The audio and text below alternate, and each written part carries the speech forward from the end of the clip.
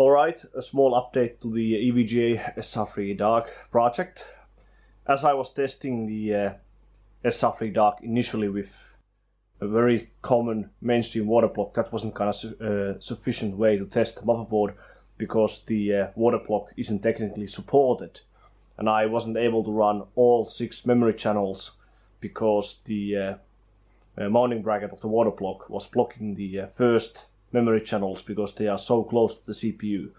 If the DARK had a more common 2 slots per channel memory design, I could have just used the standard water block just like that. Of course, the temperatures should not be as good as with a real water block like this, but so for now we can actually get on testing the rig again. So I went out and ordered the Glacier C3647i from Phanteks before Christmas, and now I finally got it. So this is a transparent narrow ILM 3647 water block from Phanteks.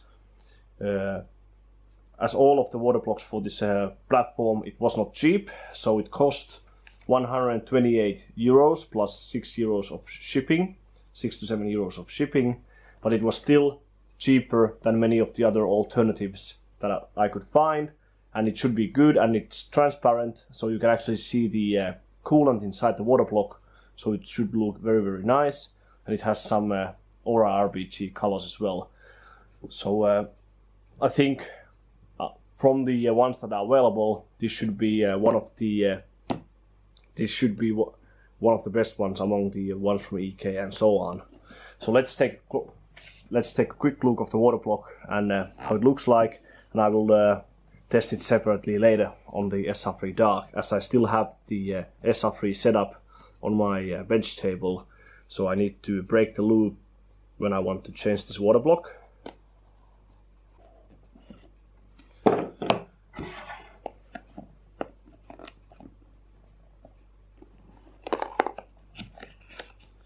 So that's how the water block looks like. So it has huge cooling surface area with all those microchannels on top of the CPU. So let's take it out. Okay, so that's how the actual water block looks like. So you can see that it's a narrow ILM, as from the mounting plate. The backside is obviously covered with this plastic you have to peel off. Many people are still dumb enough to mount a cooling unit like this without peeling the plastic off, so just remember to take it off before you actually install this or any other water block on top of your CPU. I'm not sure if they include any thermal paste with this one, but it doesn't matter because I will be using one of my own. Okay, so the remainings are some installation guide. It seems they did include one fairly small tube of Phanteks PH NDC thermal compound. I've never used this, so I'm not sure how this compares against like KPX, Cryonaut, GC Extreme. Maybe we can do a separate video about it as well later. So there's that, and some cable. I think this is for the RGB, if I'm not completely mistaken. CPU block DRGB cable. So yeah, those are the package contents. So yeah, it's just connected to the motherboard. So yeah, so that's pretty much it. And now fittings are not included, as you would guess, so you have to get those separately. So just 2 1/4-inch fittings over here. I'm not sure if it matters which way you run the water, so there's no inlet and outlet specified, so you can probably just run whichever way you want to. So I have to get those. You have to get those separately. So that's pretty much it. So from now on, I will just get on mounting this water block to the SR-3 DARK, and then we can take a close look how the whole rig properly looks like. I actually returned the G.skill Trident C 4400 Cas19 kit because it was completely terrible. It was so bad in terms of quality, so I returned it, and now I have one pre-tested and used A1 PCB kit coming from another user very soon. So then I have 6 really good A1 PCB sticks to combine on the SR-3 DARK, so that we can do some proper overclocking tests. Because, as I said earlier, yeah, it happened yet again. All the A2 kits that I've had here, they have been really bad in terms of being able to run command rate 1 with proper memory configurations. So that's why I don't want to mix different PCB types if possible. But yeah, so let's get on testing. And here's how the system looks like. So finally I have the EVGA SR-3 DARK properly set up, now with the Phanteks 3647 narrow ILM water block. So now I can actually fit 6 DIMMs, so 6 sticks of Samsung B-die. So I got this pre-tested kit of quite old Samsung B-die. So you can notice that this is the older PCB, because this has all the memory chips in one single line.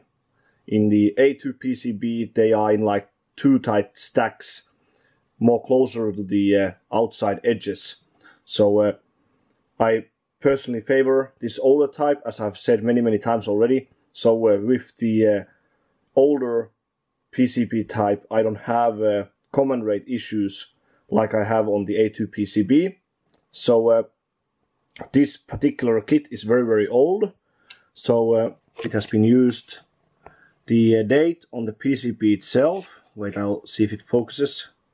So the date on the PCB itself is 1552. That means that this PCB has been manufactured on the last week of 2015. So it's very old.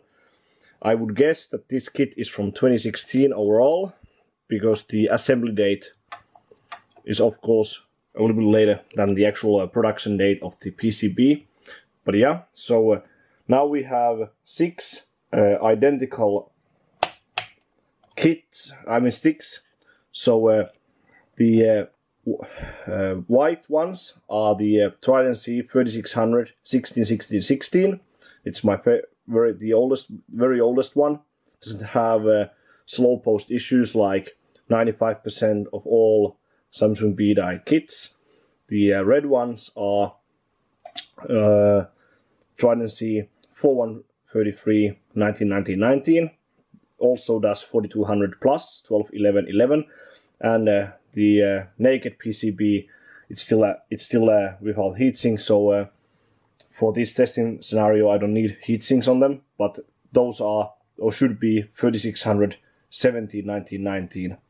So all of these kits are from 2016. I have heatsinks for these sticks, but if you just use a fan on top of them, it actually is just enough. So you can even run 2 volts on the memory for short periods of time if you have just a fan on top of them, which I will be applying. Nothing else pretty much on the setup. Galaxy 710 GT to display the monitor signal. Just 120GB SSD to for running Windows 10 version 1903. So without further ado, let's get this setup started and let's see what kind of improvements we now have with a proper water clock, what kind of memories we can run, and so on.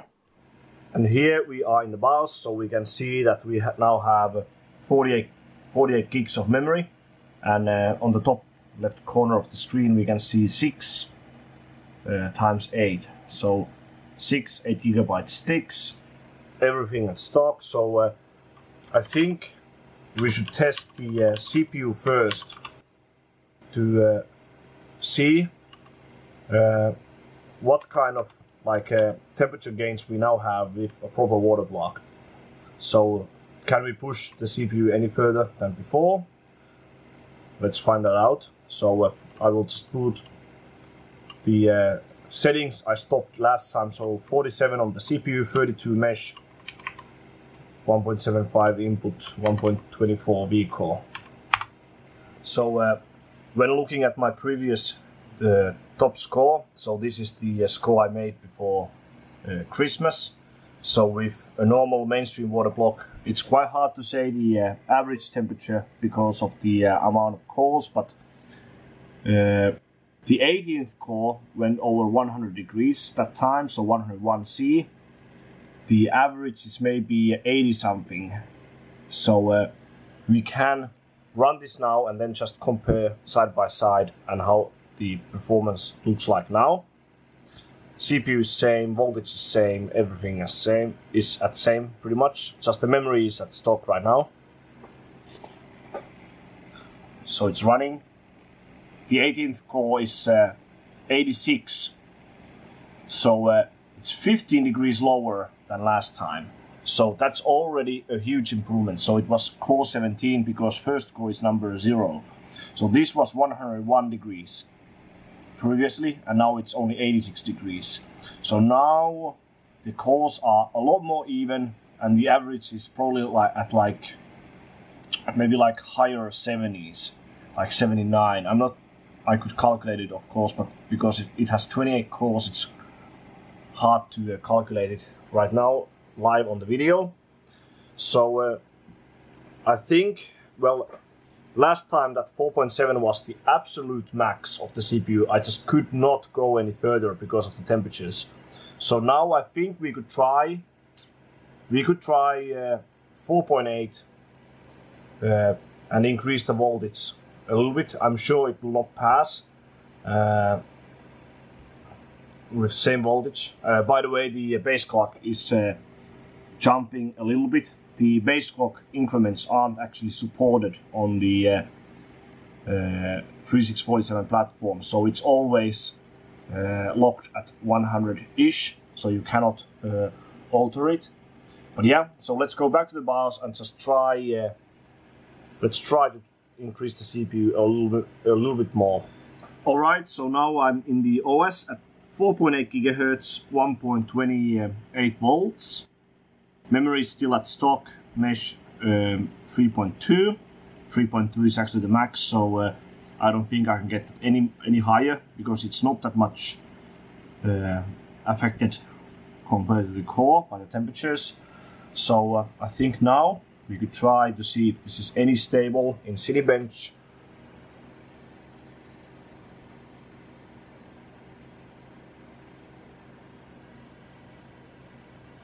So almost. The 18th core now went to 94 degrees and the third core to 90 degrees. So I think I can pass this by increasing the voltage a little bit, but it already shows that 4.8 is pretty much the max for the CPU. So the CPU will not do 4.9 or 5 gigahertz on water, like what Intel demoed at Computex in 2018. That's absolutely not possible on normal water cooling for most of the CPUs. So now I increased the vcore to 1.29. Let's try again. Let's hope it will pass. It will be close.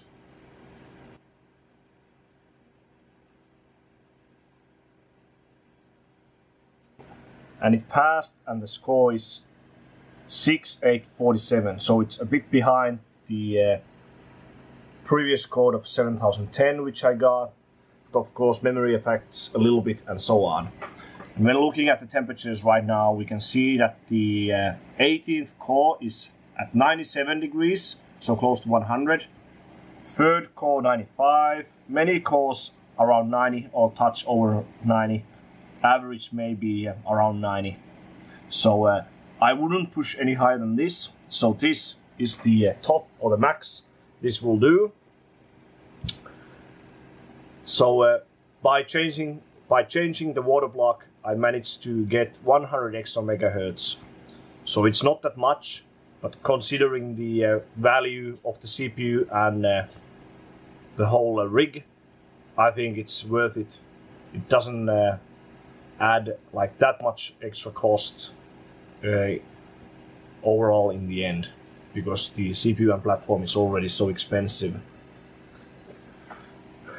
But yeah, so that's how it looks like. So 4.8, it's good, but it's not absolute golden.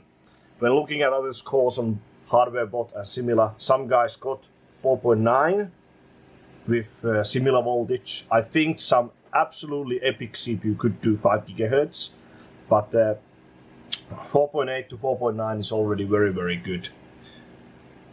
Sadly, there's no base clock, so you just have to increase the multipliers when you go on LN2. I will be trying this very, very soon on LN2.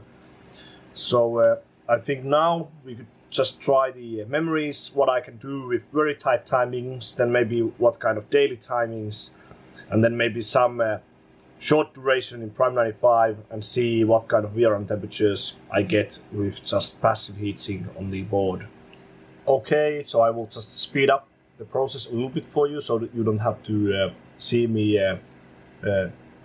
doing trial and error. So when it comes to the memory, the highest like rock solid multiplier right now with all 6 memory channels is just 3600.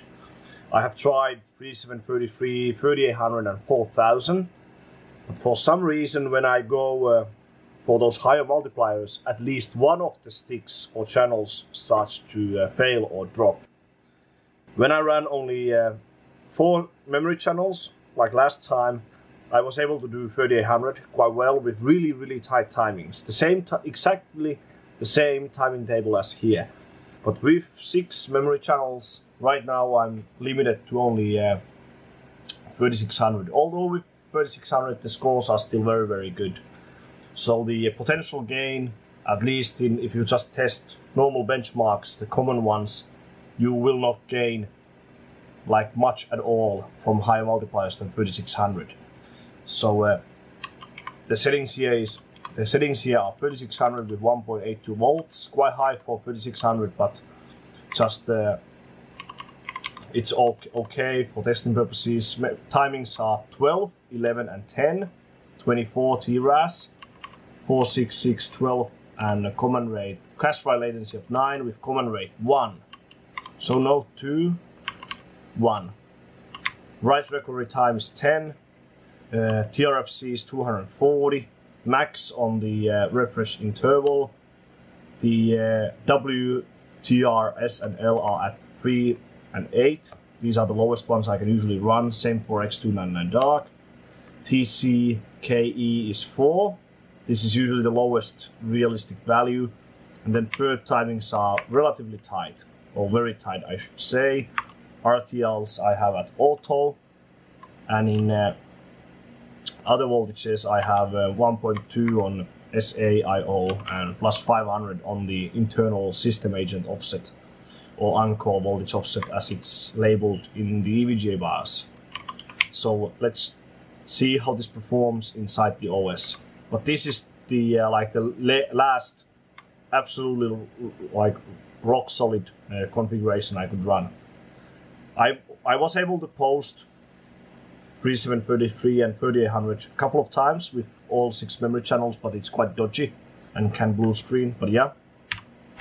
Alright, so here's a Geekbench free score which I just passed, and the score is 128,255 with the CPU running at 4.8, 32 as in Cbench, so same voltages roughly. Oh, I increased the vcore to 1.3 just in case, and memory is 3600, 12, 11, 10.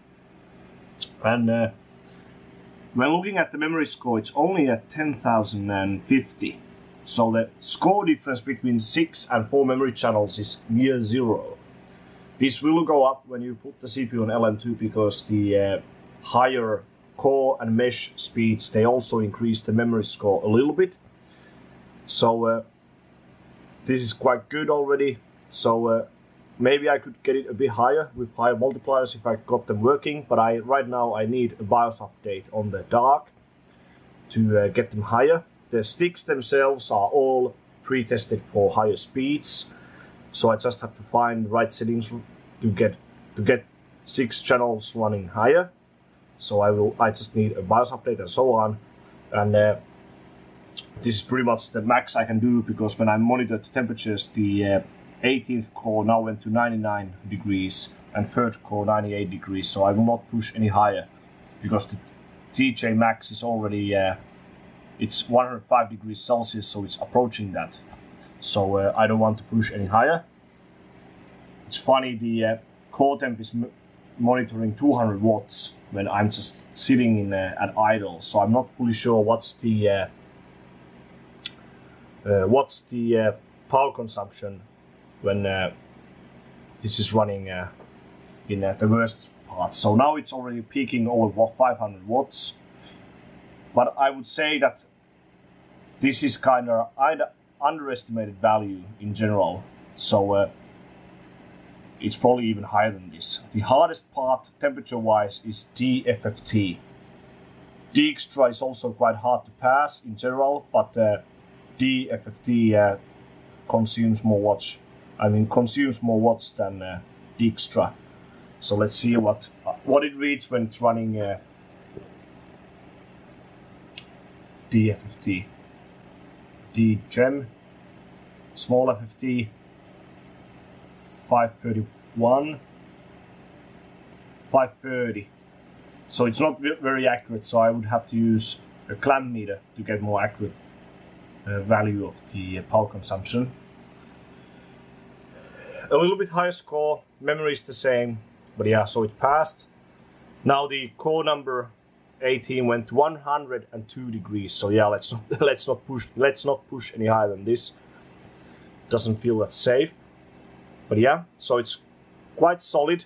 4.8 in this test is very good result anyways. So just to show you, so now I tried 3733 and we can see that the bottom stick has failed.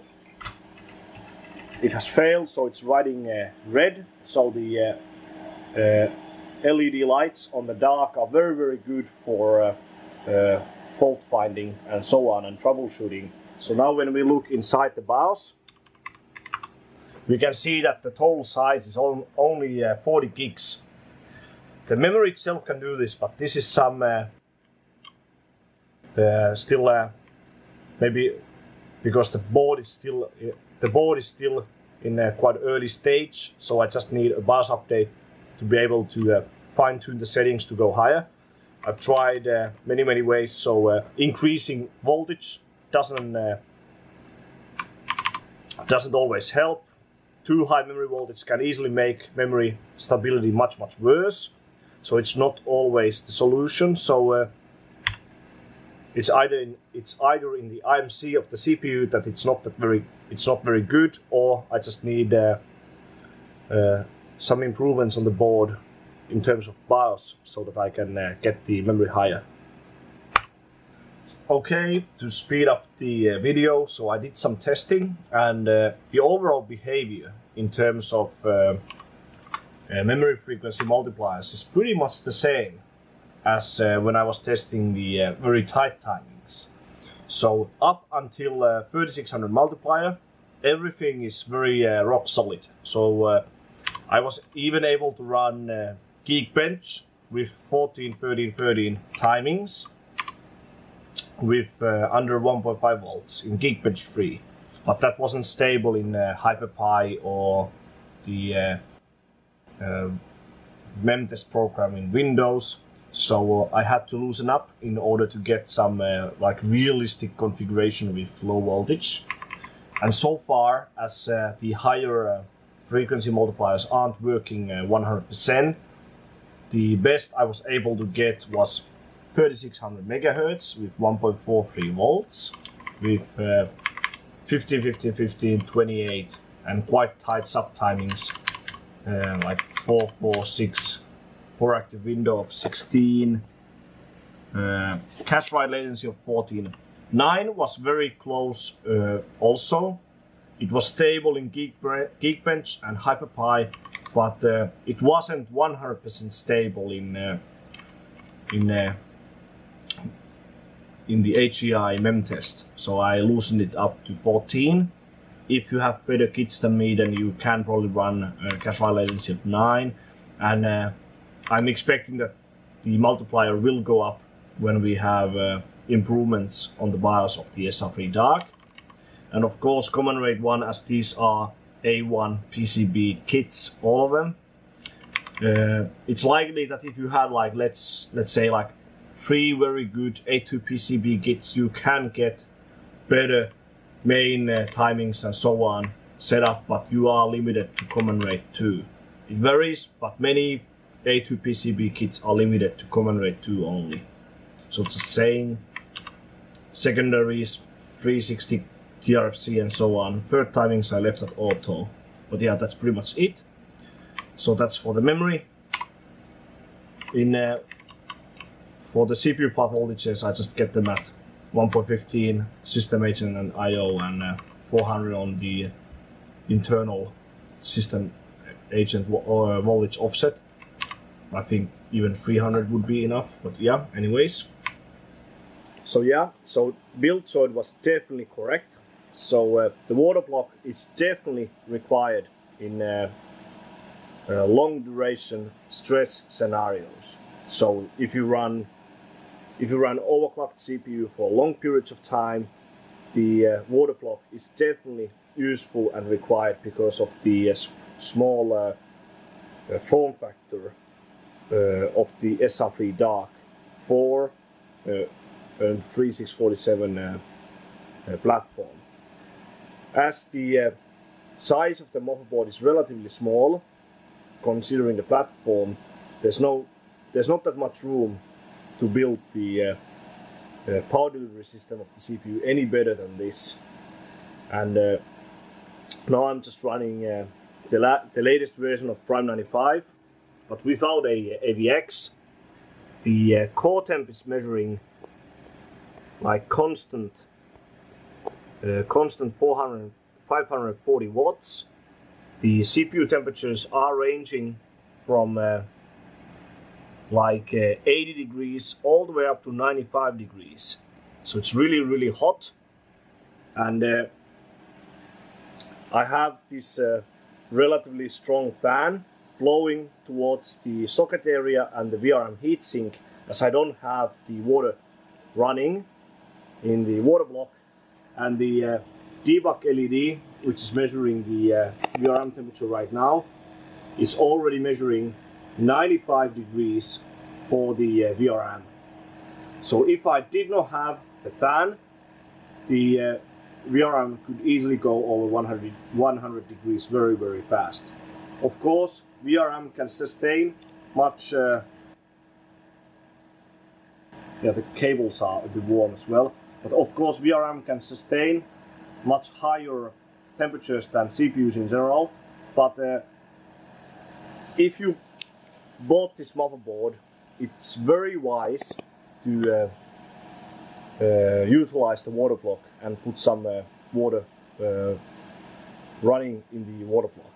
Because if you are already building, let's say, a totally new system from scratch, and you will be putting custom water on the CPU, it's really wise to put the water on the VRM as well, because this definitely runs hot, especially if you want to run CPU overclocked for long periods of time in like editing programs and so on, which can take quite a while. So now it's at 99 degrees, so pretty much 100. So yeah,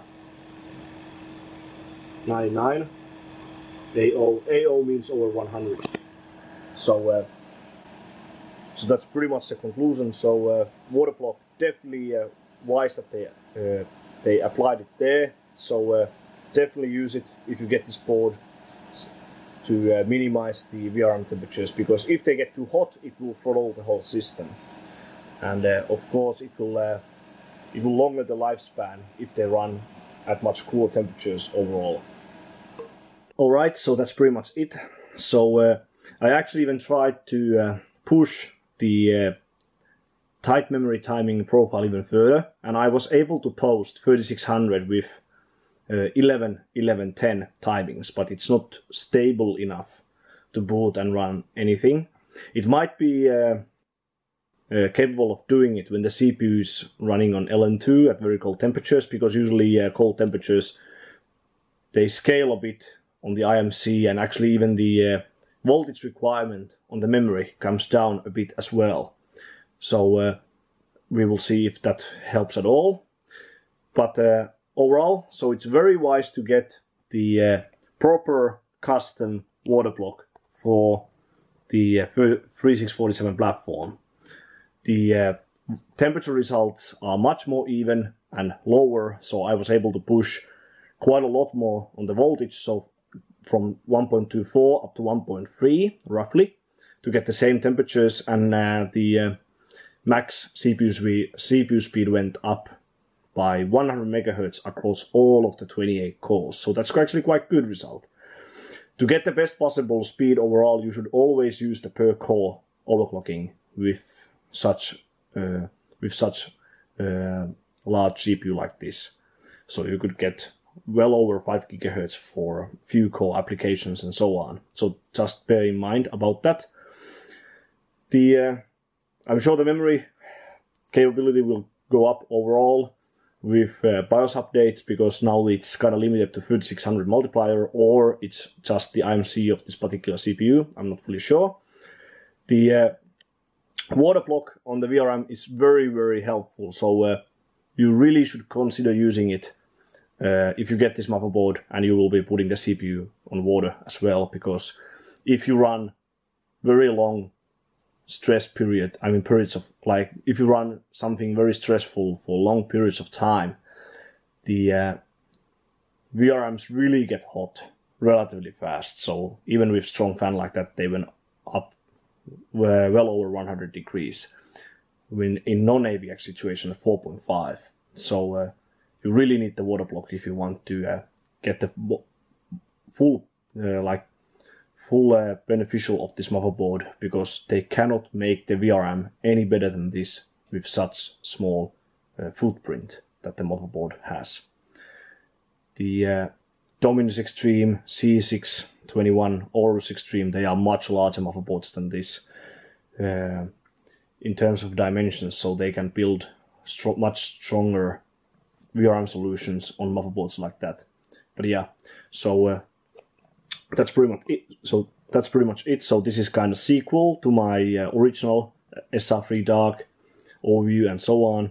So if you like to see this overclocking situation, then please give a thumbs up and like and share this video and subscribe to my channel, and I will see you on the next one.